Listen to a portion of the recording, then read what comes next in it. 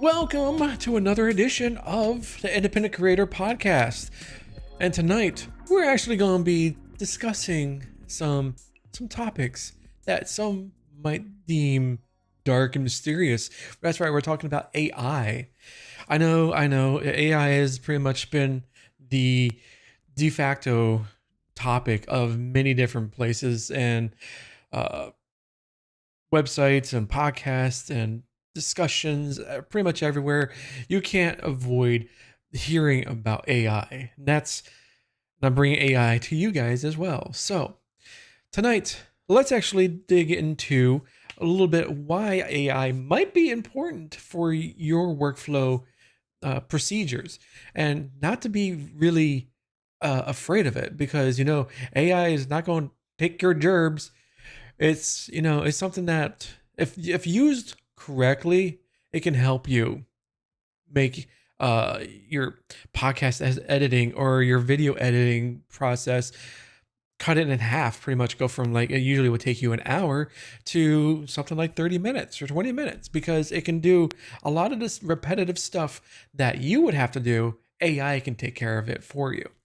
So that's what we're going to talk about tonight. And let's actually dig into video side of things.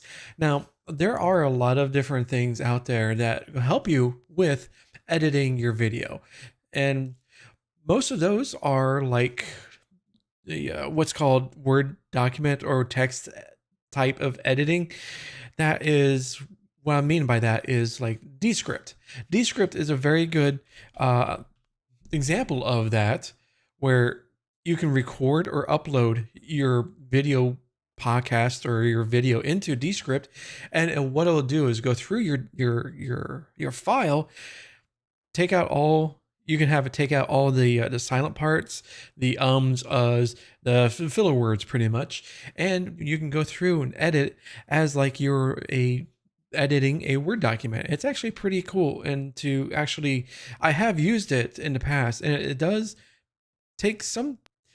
I shouldn't say it takes some thought in how to go about it, but it does work in a way that speeds up your workflow. So let's take a look here. I have it pulled up. Now, this is Descript, like I was saying. It's, again, you can record directly into it, or you can upload your video into the Descript editor. So let's actually go ahead and take a product tour.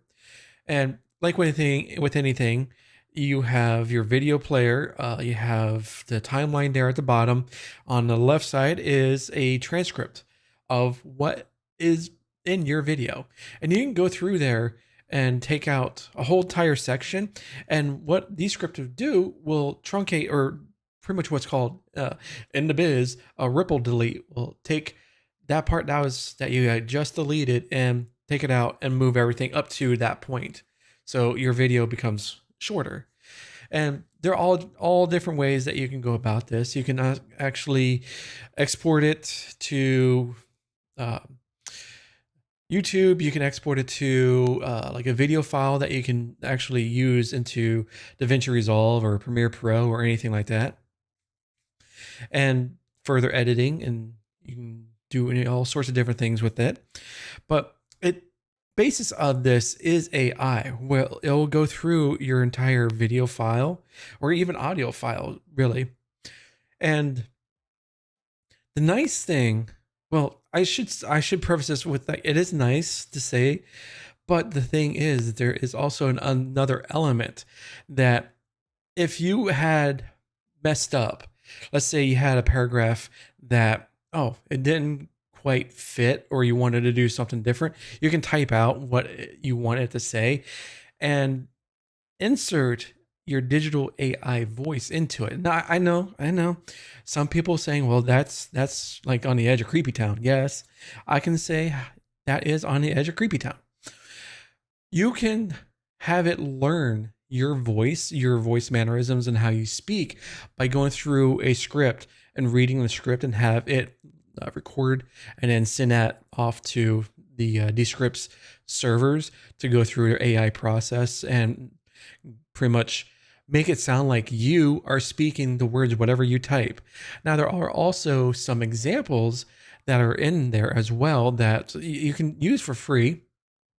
There's some famous voice actors. I don't really know the name off the top of my head right now, but you can use their voices as well. It's just kind of like, I'm sure you've heard on, or if you've been watching on YouTube, there's those faceless videos that they definitely have that AI sound.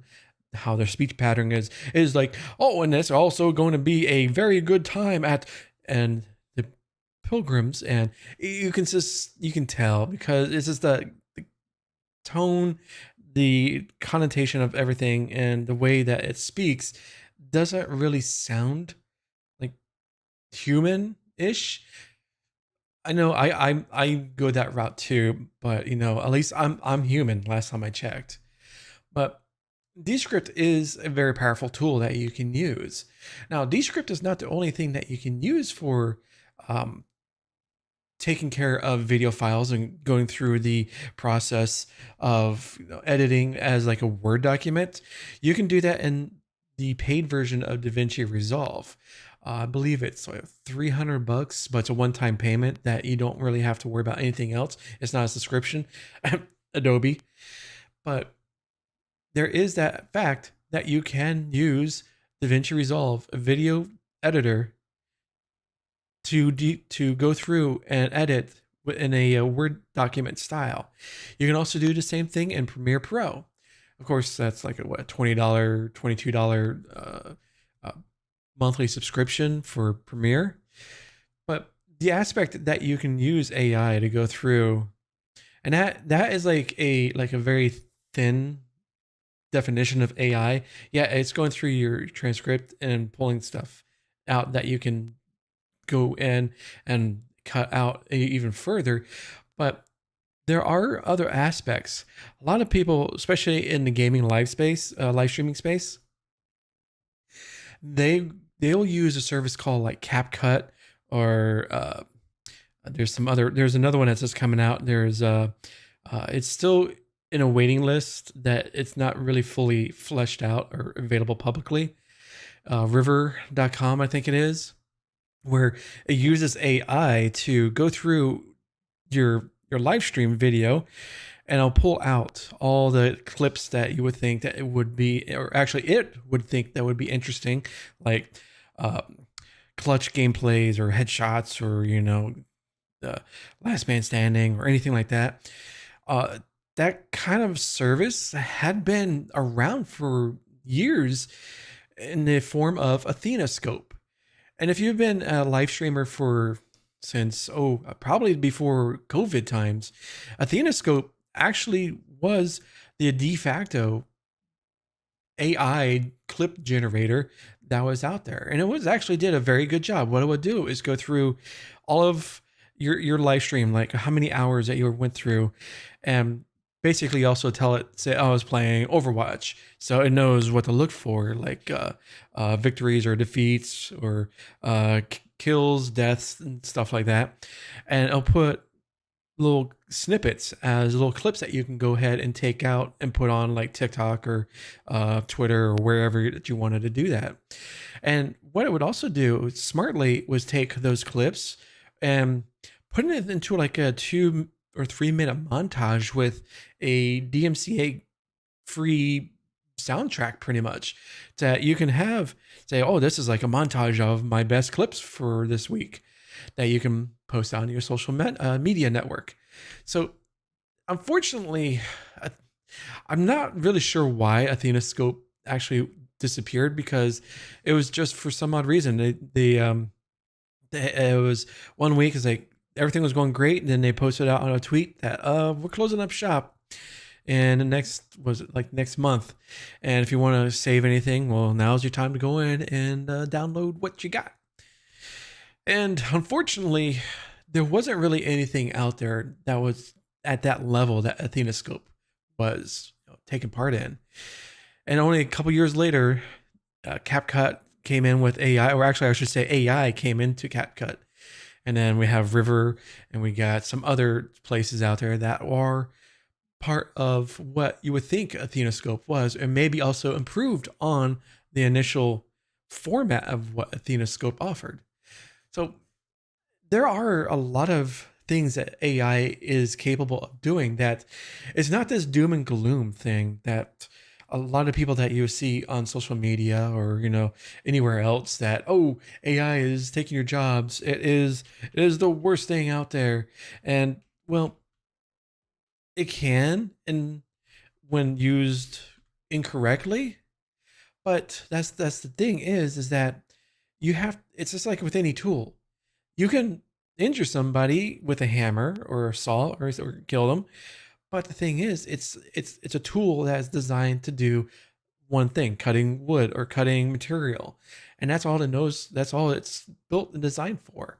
So with AI, to think of it as like something that is inherently not good, that it's if you use AI, then not a you're not a true creator. You're a pretender. You're a poser, and that's something that I think a lot of us have to get over because I'll keep harping on this. It is a tool if you use it smartly.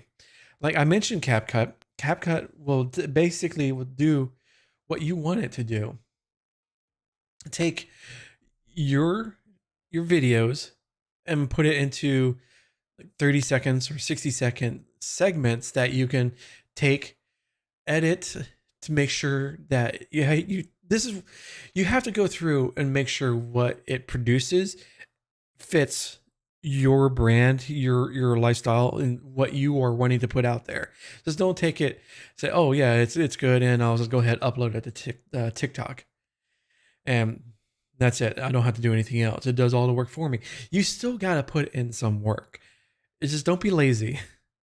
So it can do like the captions and all sorts of different stuff. You can do share it with, like, if you have an editing team, you can share it with them. So it has grown up from its early days. And I also want to take a look at, so let's go ahead and move from like live streaming video aspect to, okay, you doing a podcast like what I'm doing here. So with a podcast, you can use this as well, but with a podcast, it's a little bit different than how you want to go about your workflow. And one of those things is by using a AI generator for transcripts, for writing out like a blog post or a newsletter or LinkedIn post, or just getting the chapter markers or getting title ideas. And this is the best way, I think, that instead of, yes, you can do it yourself, but you're going to save yourself a lot of hours for each episode having to go through and do this yourself, when you can go ahead and use like a program like Podium.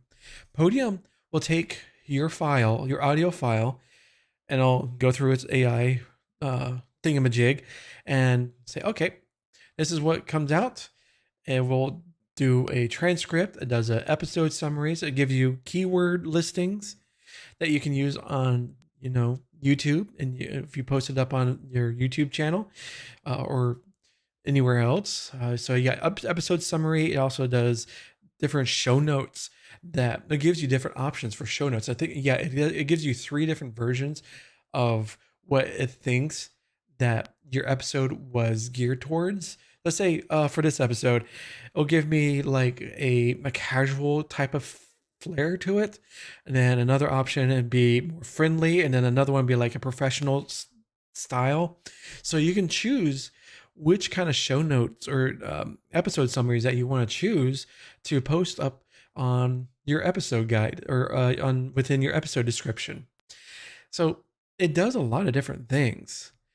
And you can do, like I said, you got chapters. It does have what they call Podium GPT, where you can say, okay, take this episode and write me a blog post describing this episode. And it'll do that for you. And then you can say, okay, take this post or take this blog post and truncate it to less than 500 words. And then it'll go ahead, edit, and do the parts that is more relevant and stuff like that. So in saying all that, I would like to also say that these things are not cheap. You're paying because they're using a lot of system resources to go through and do all this work for you. So it does cost some money. Looking at Podium, you're going to look at, you get at least 3 hours free to try it out, but let's go ahead and go with monthly. So if you want just 3 hours a month, like you have to have very like small or very short segments or episodes and stuff like that for $14 a month, and you get 3 hours a month that you're only allowed, that it'll go through and do this for you. Now you can bump it up. Let's say you want to do, because I was using it. I got on the early bird pricing before they upped the pricing. So I was paying like $30 a month for 10 hours. That was only good for like a couple weeks at the end of it last year, early this year. So now it's $47 per month for 10 hours. Then of course, if you do monthly, yearly, yeah, that's going to be $40 a month for 12 months. You do the math. And that is just for the creator line of things. And there are other options out there. You got Cast Magic that does pretty much the same thing. This is a different service that you can use. The pricing on that is a little bit different. 300 minutes. They go by minutes. So it's 300 minutes for $23 a month. I know that's annually. No, I'm sorry, that's monthly. For monthly, it's $40 for the 300 minutes. Starter is $100 a month for 800 minutes. Now, I know what you're saying. It's like, holy crap, that's expensive to do this stuff. I might as well, do it myself. Well, yeah, you can do it for yourself for free, but you also got to think about, what is it actually costing you in time? So let's say you do like a 1 hour podcast, which the independent creator is typically a 1 hour podcast. It's usually shorter than that, anywhere from say 35 minutes to 60 minutes. So I'll go through, I'll do the editing, I'll clean out everything. And I also want to go through and make sure I do figure out what is the good chapters. Like I'll see which particular section is for chapters. And then I'll have to type out the transcript, do it all myself, listening through, stopping, starting, typing it out. And that's going to take hours. That is what you have to think about. And when you look at doing any kind of production stuff, especially for podcasts, is the transcription, doing the subtitles, chapters, chapter notes, keywords, all that stuff you have to do. And for one episode, it could take you a couple hours, or you can pay someone to do that and they do it for a couple hours, or you can do AI and it'll do it in like, most of the times when I was doing it through Podium, I'll do a 1 hour podcast and it'll take like, when you upload it, it's about a couple minutes. And then for processing, so anywhere from like 10 to 15 minutes at most to do everything, depending on the length of the episode. And 10 to 15 minutes, let's say 30 minutes at tops. 30 minutes, it does a transcription for you. It writes out all the show notes. It does a keyword listings. It gives you different kinds of show notes that you can choose from, and also chapters. So all that for $40 a month or $50 a month. It's kind of like, okay, I can see where my time can be saved, where I can let that do its thing for like 30 minutes and I can go off and do start building up for next week's or the next episode, or I can start working on doing some clips or anything else that you can think of. I can be doing other stuff while it does, the boring, tedious work. So that's why I say with AI is kind of like, use it as a tool, because it is a tool that you can use. It's just, don't rely on it completely, because it's not going to get everything correct. There's going to be spelling mistakes. It's not going to hear exactly, because I know in my case, when I would say gilded, it would type out gilded, but GILDED, not GUILDED. LDED, like the company name is Gilded. And I would have to go through and do like a find replace of the Gilded with the correct spelling, or Owncast for some reason. It'll spell it correctly halfway through, but all of a sudden it'll start misspelling it in the later part, or vice versa, or mixture throughout the whole thing. So it's kind of like you have to be its editor. It's doing all the hard work for you, but it will make mistakes. So you still have to have that mindset that I will have to go through and edit and make sure what it's doing is doing correctly. And then you can also have it learn from you, or learn from your editing, and try to make itself better. Now you can also there are different things. We're still on the podcast side of things. You can do a, trying to get it open here, is use a service that is browser based that integrates that AI workflow in the back end for you. And one of those is Riverside. Now, if you were part of the live stream from the last episode, or you watch it later, you might have noticed something that was a little different. I used Riverside in order to do my recording for the independent creator for that particular episode. Now, Riverside is a great service. If you don't have the computer capability to do, live streaming and recording, or one or the other, and you don't want to like purchase or upgrade your computer, what you could do is use a browser-based service like Riverside.fm. And what Riverside does, it gives you the option to do the recording and the live streaming as well.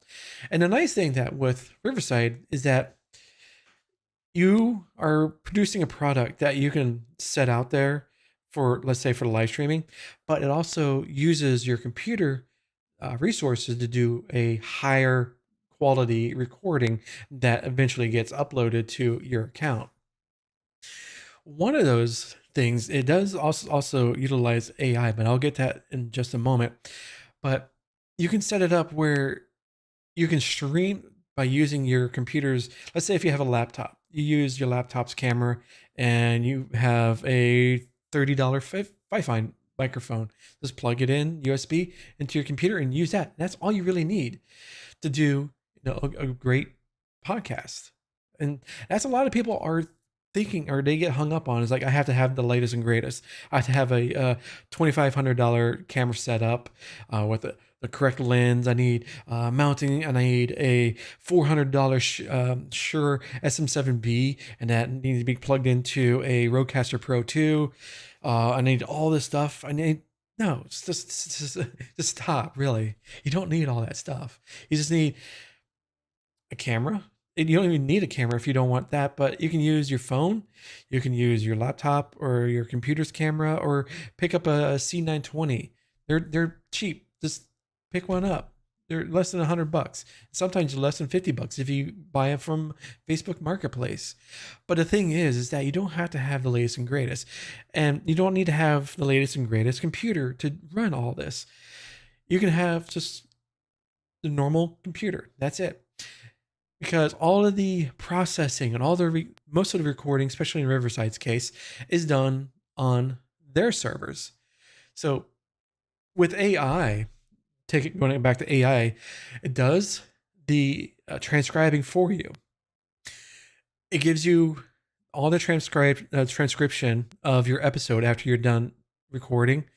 It does a subtitle file for you. And the nice thing is also, it will take out all the silent parts in your episode. It's like I had a silent part right there. Now automatically take it out using AI. And now they also have AI for, creating clips that it'll go through your episode and figure out, okay, well, this is talking about TikTok in this one particular 30 or 60 second segment. We'll take that out and then set it up for that you can go through at a later date or afterwards when you're editing your entire episode. You can go ahead and say, oh yeah, I like that. I'll post it up on TikTok or wherever and use that after editing it. Don't be lazy, editing that particular thing. So it has a lot of AI capabilities within it. And truthfully, this has I would use if someone was asking me, I don't have a great computer, what would I do if I want to start a podcast? Well, I would direct you to Riverside because, in my personal opinion, I'm not paid or sponsored by them at all. Hint, hint. If you want to send an email my way, that's okay. But anyways, I would direct somebody to Riverside because the pricing is actually affordable. Well, I'll show you here. Let's go to monthly. For the pro plan, which I would directly, it's $30 a month, but you get 15 hours of separate audio and video tracks per month and recording. Now, that is if you use the Riverside.fm's recording feature, like on the website themselves. But if you record off of their website, you can upload your videos and get all the same glorious AI and transcription, subtitles, and all that good editing through that. It doesn't affect your time at all, which is a great thing because you can pay $30 a month, get all the stuff, and be perfectly fine. And if you don't, you can use their recording feature, and that's great. If you have like an hour podcast and you do it for every week, you're only using 4 hours of your 15-hour allotment. So you have a lot of, leeway and buffer to do a lot of different things and using their AI system. So that's why I say I'll direct people over to Riverside and to try out their service and see how it is, because it actually is pretty good. It's a great feature, or it's a great system that they have set up. And there are other places. There's like you can use Restream Studio, has similar features. I think it's about the same, but it doesn't really give you all of the AI goodness that Riverside does. There is the Streamlabs version. I think it's called Melon, that you can do the same thing. It's more for it's more for the live streaming. It does recording, but you don't get, let's say with Riverside, you do get 1080p recording. Let's see, to compare plan. So you get, video quality recording for desktop. You get up to 4K on the Pro. So if you have a 4K camera, you get up to 4K recording. And if it's on mobile, and you can also use your phone too to call in or do a show on the road, and it gets 1080p, which is perfectly fine for YouTube video podcasting. So think about it, that how you use AI within your own workflow, that's a great feature, especially for podcasting. Now, when you look at the different things, say, okay, that's great and all, but what else can I do with AI? Well, I do have to say that AI does provide you different options for, let's say, for writing. And one of the great things, all the products that I've been showing you right now is stuff that I have used in the past or had used just recently. Magi AI, I don't know how you would say it, Magi AI, does a lot of great things for, writing, setting up for trying to find great title ideas. It's the essential, it's based on ChatGPT, but it kind of adds their own flair to it. So what it does is great, because I use it a lot of times for trying to figure out, okay, video ideas. Give me 10 video ideas on Gilded, and you also put in like gilded.gg, so it'll go ahead, look at the website or whatever you're looking for, and then it'll give you, okay, well, this is what we have here. The nice thing about Magi, I'm going to stumble over this name, Magi, is that it also incorporates personas. What personas are is like how you would talk to or put in for Chat GPT, like pretend you are a YouTube editor and go through that, or pretend you are a copywriter, pretend you are whatever. Magi has that built in where you can select it's a YouTube was it I forget exactly what it was, a YouTube editor or a YouTube professional, a copywriter or a script writer. Even had like all different profiles or personas that you could use that puts a different spin on what it's going to present to you when you give it its prompt. You can also do custom personas, and then you can do upload files where, and like it says, instantly feed the AI important context by uploading any type of document right into the chat. You can do that with a paid chat GPT that you can create. Like, I know Leo Laporte over on Twit, he was working on wanted to learn a programming language called Lisp. And what he did is create a persona that only would look at all the books that he would upload or have it digital upload to it, and only look inside those particular books and that particular context. It wouldn't gather stuff outside. He had directed it to say, only look inside these resources and answer what I want, whatever I ask of you, which kind of, is a great thing because it says, oh, look at this stuff, and it's not tainted by, whatever is on the web. It only knows information that you gave it. So this is also very similar. Pricing, I know they just recently updated their pricing or up their pricing. Professional is, so you get like 80,000 words, 20 workspaces. That's typically what you want to do, but you got also personal plus is 50,000 words, and that's like $20 a month. Oh, and it does also a little bit of image generation as well. So it has kind of like that Mid-Journey DALL-E aspect as well. And of course you can have different prices for like agency, enterprise, professional plus. So you just have to go through and figure out exactly what you want it to actually do for you. And you can do different folders where it's like all stuff that is inside. So in the end, I would suggest just to play around with it. Don't be swayed that AI is going to replace content creators, because I know in the description on YouTube, I posted up that recently with Sora that Tyler Perry, he was going to do a studio improvements, like $800 million on his studio in Georgia. And after looking at Sora, he's like, oh, no, I'm not going to do that anymore. That's, I don't want to say it's kind of like fear mongering, but it kind of is. It's like, yeah, it can do a lot of things, but it's not going to have that human touch that we as a humans can see.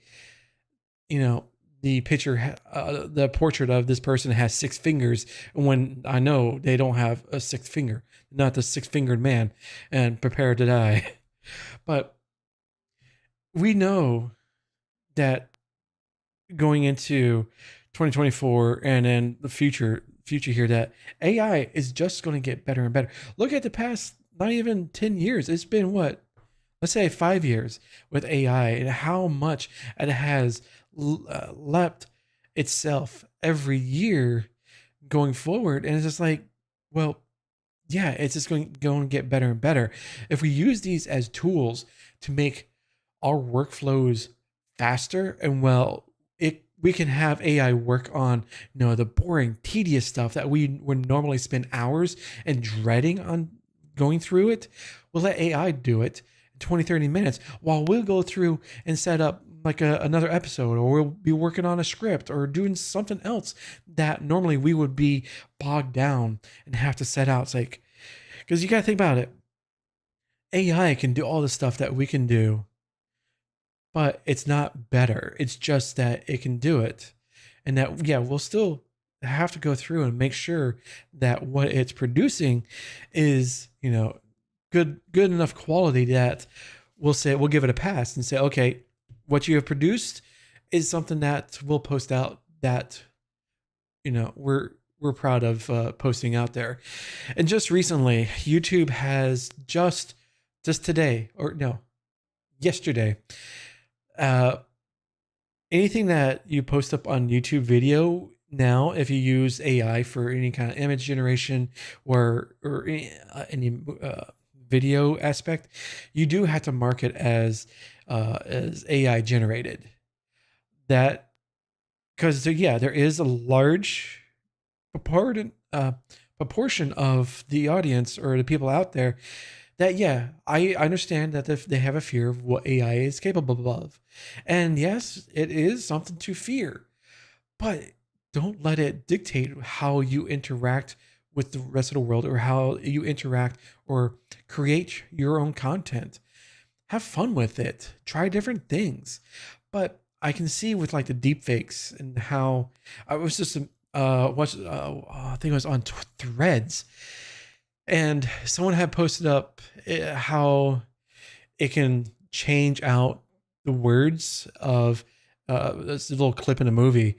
It'll change it from like an R-rated to a PG-13 movie. It changed the F-bombs to like freaking, or put it in Japanese or Spanish, and especially with uh, making sure the lips or looking like that person or the actor was speaking the language correctly, not just something that was dubbed over. That's actually pretty cool technology that you can integrate that. We have that now. Mr. Beast and a lot of other people on YouTube had in the past made several different channels that were like in Spanish or in French, and they don't really have to do that anymore because they can let AI scrub through their videos and say, yeah, read my lips. And basically make it like they're speaking Japanese, and they can cater to an audience that normally they would have to outsource to like translators, and sometimes the translation gets all messed up or it doesn't sound correct, and I forget, I think there's somebody had explained it with like translators and having your video translated, and how the translator can get the connotation of what you're saying because the cultural difference. They don't have the understanding of how certain words and phrases are used and different contexts and how it is on their cultural side. So there's a lot of different things that can, with human wise, can cause some issues. So if there are anything with AI, is that we have to learn to embrace it because it is not going anywhere. It's here to stay, and we can let it take over and become, a Terminator, kind of thing, or we can actually embrace it and use it as just another tool to use in our tool belt to make our lives a little bit easier. Because we all remember before at the birthing of the internet, it's like, or computers, it's like, these computers, they'll make our lives a lot easier. We'll be able to drink mimosas on the beach while the computer and technology is dealing with the hard stuff of work and labor. Well, unfortunately, that did not become true. Is just, for some odd reason, we decided, oh yeah, we can do more work. We can, instead of 20 hours worth of work, we can do 60 in the same amount of time. It's like, well, we kind of screwed ourselves in that aspect.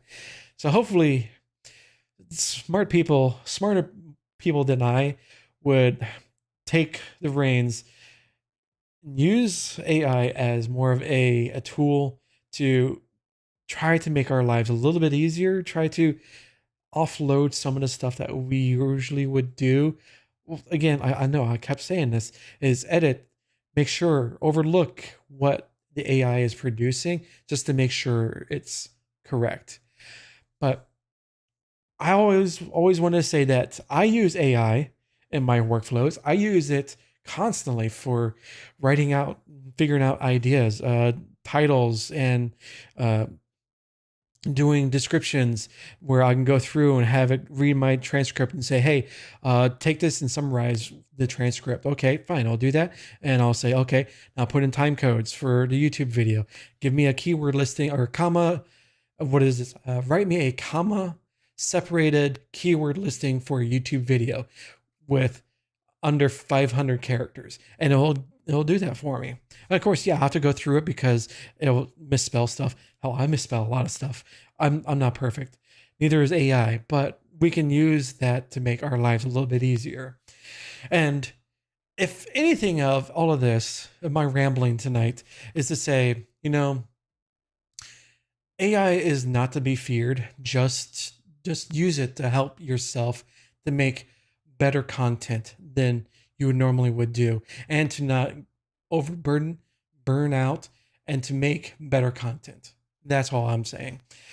Now, if you enjoyed watching this episode or listening to this episode, make sure you go ahead and visit twotonewaffle.com. Be much appreciated. I have a newsletter every week called the Weekly Waffle that I go through different aspects of content creation, of alternative platforms, and indie gaming, all within a weekly newsletter that goes straight to your inbox.